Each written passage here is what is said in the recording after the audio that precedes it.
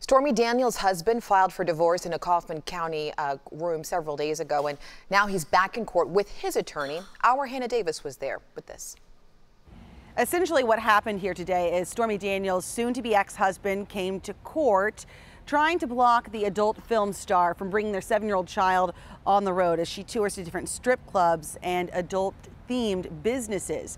But Daniels did not appear here today, and that's because she was not served. We saw that soon-to-be ex-husband entering and exiting the courthouse alongside his attorneys. He spoke to reporters for a few seconds, saying he's been frustrated with his inability to get into communication with his soon-to-be ex-wife. Now, her presence was requested at the hearing today, but it was not required because she has not been served as of this moment.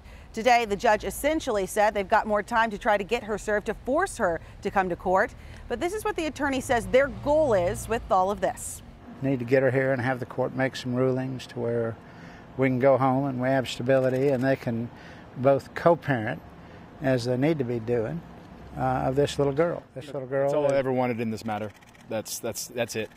The next scheduled court hearing is for August 8th. That means they have about 12 days to serve Daniels with that citation to require her to come here to discuss the custody of their child. Reporting in Kaufman County, Hannah Davis, Channel 8 News.